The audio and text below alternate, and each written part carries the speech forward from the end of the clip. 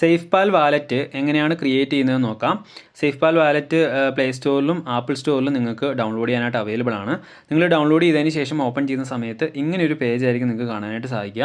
അപ്പോൾ ഇവിടെ ഫസ്റ്റ് ചോദിക്കുന്നുണ്ട് ക്രിയേറ്റ് ന്യൂ വാലറ്റ് എന്ന് പറഞ്ഞിട്ട്, പിന്നെ അതുപോലെ തന്നെ ആഡ് എക്സിറ്റിംഗ് വാലറ്റ് എന്ന് പറഞ്ഞ് കാണിക്കുന്നുണ്ട്, പിന്നെ കണക്ട് ഹാർഡ്വെയർ വാലറ്റ് എന്ന് പറഞ്ഞിട്ടുണ്ട്.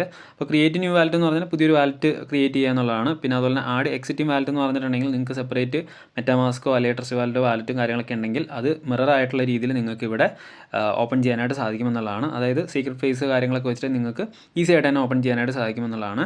പിന്നെ ഹാർഡ്വെയർ വാലറ്റ് എന്ന് പറഞ്ഞിട്ടുണ്ടെങ്കിൽ സെപ്പറേറ്റ്, അതായത് ഈ പെൻഡ്രൈവ് രൂപത്തിലൊക്കെ ഹാർഡ്വെയർ വാലറ്റുകൾ കാര്യങ്ങളൊക്കെ വരുമല്ലോ, സോഫ്റ്റ്വെയർ അല്ലാണ്ട്. അപ്പം അങ്ങനെ സെറ്റ് ചെയ്യുന്നതിനാണ് ഹാർഡ്വെയർ വാലറ്റ് എന്ന് പറയുന്നത്. ഓക്കെ, അപ്പോൾ എന്തായാലും നമ്മൾ പുതുതായിട്ട് വാലറ്റ് ക്രിയേറ്റ് ചെയ്യാൻ വേണ്ടിയിട്ടാണ് വന്നത്. അപ്പോൾ ഇവിടെ എന്ത് ചെയ്യുക, ക്രിയേറ്റ് ന്യൂ വാലറ്റ് കൊടുക്കുക.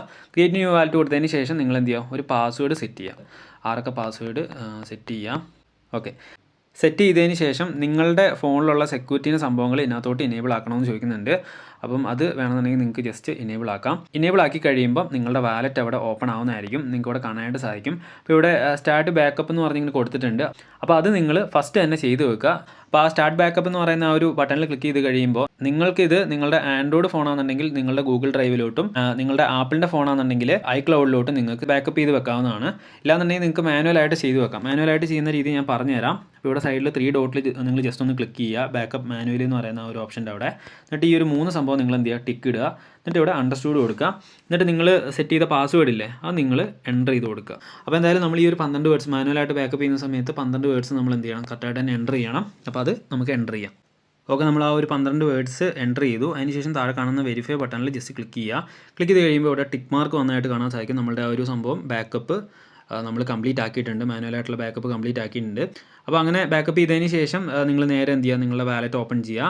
അപ്പം ഇവിടെ വന്ന് കഴിയുമ്പോൾ എന്ന് പറഞ്ഞിട്ടുണ്ടെങ്കിൽ നിങ്ങൾക്ക് ഇവിടെ കുറേ നെറ്റ്വർക്കിലുള്ള കോയിൻസ് കാര്യങ്ങളൊക്കെ കാണാൻ സാധിക്കും. അപ്പോൾ ഇതിൽ നിങ്ങൾക്കിത് എന്ത് ചെയ്യാം, ഡോളർ മാറ്റിയിട്ട് INR ആക്കാം. ഇവിടെ സൈഡിൽ സെറ്റിങ്സിൽ ക്ലിക്ക് ചെയ്തിട്ടുണ്ടെങ്കിൽ ഇവിടെ ഫിയറ്റ് കറൻസി എന്ന് പറഞ്ഞിട്ട് ആ ഒരു ഭാഗത്ത് വന്നിട്ടുണ്ടെങ്കിൽ നിങ്ങൾക്ക് ഇവിടെ INR എന്ന് പറഞ്ഞിട്ട് സെർച്ച് ചെയ്യാം. എന്നിട്ട് INR സെലക്ട് ചെയ്ത് കഴിഞ്ഞാൽ നിങ്ങളുടെ ആ ഒരു വാലറ്റിൻ്റെ ഇത് മൊത്തത്തിൽ ഉള്ള കാര്യങ്ങളെല്ലാം INR മാറിയിട്ടുണ്ട്. പിന്നെ അതുപോലെ തന്നെ നിങ്ങൾക്ക് ഇതിനകത്ത് സെപ്പറേറ്റ് കറൻസികൾ കാര്യങ്ങളൊക്കെ വേണമെന്നുണ്ടെങ്കിൽ നിങ്ങൾക്ക് ഇതിനകത്ത് ആഡ് ചെയ്യാം. ഇവിടെ മാനേജ് കോയിൻസ് എന്ന് പറഞ്ഞിട്ടുണ്ട്. ഇപ്പോൾ ഇവിടെ നിലവിലുള്ള കോയിൻസൊക്കെ നിങ്ങൾക്ക് വേണമെന്നുണ്ടെങ്കിൽ റിമൂവ് ചെയ്യാം. നിങ്ങൾക്ക് ഏത് തരത്തിലുള്ള വാലറ്റാണ്, ഇപ്പോൾ BNB വാലറ്റാണ് വേണ്ടതെന്നുണ്ടെങ്കിൽ ആ BNBൻ്റെ ഇത് മാത്രം നിങ്ങൾക്ക് എന്ത് ചെയ്യാം, ഇതിനകത്തോട്ട് സെറ്റ് ചെയ്യാവുന്നതാണ്. അപ്പോൾ ഞാനത് ജസ്റ്റ് കാണിച്ചു തരാം. ഓക്കെ, അപ്പോൾ BNBൻ്റെ മാത്രം ഇതാക്കി. അതിനുശേഷം നിങ്ങൾക്ക് BNBയിലുള്ള USDT വേണമെന്നുണ്ടെങ്കിൽ, BP20ലുള്ള USDT വേണമെന്നുണ്ടെങ്കിൽ ഇവിടെ കാണാതുണ്ടോ, USDT BP20 എന്ന് പറഞ്ഞിട്ടുണ്ട്. അപ്പോൾ അതിൽ സൈഡിൽ പ്ലസ് ബട്ടൺ ക്ലിക്ക് ചെയ്ത് കഴിഞ്ഞിട്ടുണ്ടെങ്കിൽ നമ്മൾ ആ ഒരു USDT ഇതിനകത്തോട്ട് ആഡ് ആയിട്ടുണ്ട്. അപ്പോൾ ഈ 2 സംഭവമാണ് ഇപ്പം ആഡ് ആയിരിക്കുന്നത്. അപ്പോൾ നിങ്ങൾക്ക് ഇങ്ങനെ സെപ്പറേറ്റ് ആയിട്ടുള്ള രീതിയിൽ ഓരോ ബ്ലോക്ക് ചെയിനിലുള്ള കോയിൻസ് കാര്യങ്ങളൊക്കെ ആഡ് ചെയ്യാനായിട്ട് സാധിക്കും. അപ്പോൾ ഇങ്ങനെയാണ് വാലറ്റ് ക്രിയേറ്റ് ചെയ്യുന്നത്. അപ്പോൾ ഇതിലും പ്രധാനപ്പെട്ടത് അതിനകത്ത് ആ 12 വേർഡ്സ് ആണ്, അത് മിസ്സാക്കാണ്ടിരിക്കുക. അപ്പോൾ അടുത്ത വീഡിയോയിൽ കാണാം.